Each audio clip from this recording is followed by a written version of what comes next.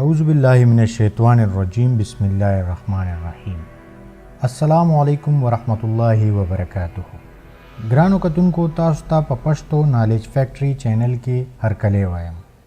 وګو کتونکو څنګه چې تاسو ته پته ده چې په اسلام کې کم ځناور حلال ګڼل کیږي نو هغه لازمی حلالېږي خو مې واحد یو داسې شی دی چې دا مونږ حلالو نه نو بیا دا حلال څنګه شو نو راځئ د نن د معلوماتي ویډیو طرف ته ځو وګو کتونکو ساينس غیر مسلم ولا جواب ورکو یو داسې حقیقت چې تاسو به هم سبحان الله وایي وګو کتونکو اسلام موږ د حرام نه منع کوي او د حلال خوړلو حکم را کوي او د داسې زناور د غوښې خوړو حکم دی کم چې په اسلامی طریقه حلال شوی وي قدرمندو کتونکو هغه خلک چې مسلمانان نه دي هغوی نه صرف حرام غوښه استعمالوي بلکې د اسلام د دې حکم متعلق د مئی مثال هم ورکوي او دا سوال اوچتوي چې مئی غو حلالېږي نه نو بیا دا څنګه حلال شو وګو کتونکو خو ساينس د دې خبرې جواب ورکو قدرمنو الله تعالی په دنیا کې موجود هر یو شی په بهترین انداز جوړ کړی دی په دغه کې یو مئی هم دی مئی چې څنګه د اوبو نه بهر راشي نو د په جسم کې موجوده ټوله وینه فوراً خپل لاره بدله کړي او د مئی په خوله کې موجود اپیګلوټ کې جمع کېدل شروع شي مئی چې د اوبو نه راوځي د هغې نه لږ ساعت پس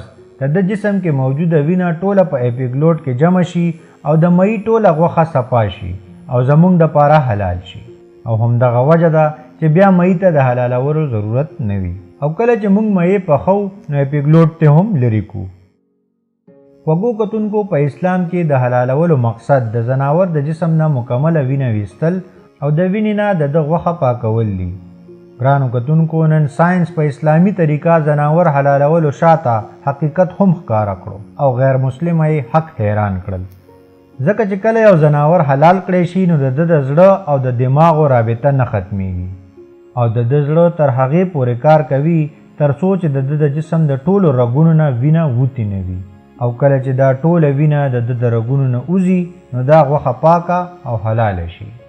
بل طرف ته چې کله یو ځناور په غیر اسلامي طریقه یعنی د بجلی په کرنټ وغیره هلاک کړی شي نو د هغه زړه فوراً کار پرېږدي او دغسې د ځناور د جسم نه د وینې اخراج ونه شي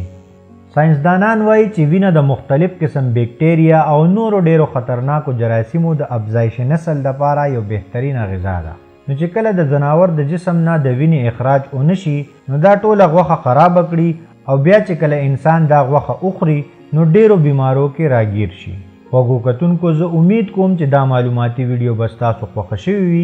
دغسې نورې ویډیوګانې کتلو دپاره زموږ چینل سبسکرایب کړئ او خواته د غنټۍ په نښه لازمي کلیک وکړئ دغسې به زموږ د نوې ویډیو نوټیفیکیشن تاسو ته په ټایم ملاویږي په خپلو دعاګانو کې مې یاد ساتئ سلمان شاه له ورکړئ اجازت د الله پامان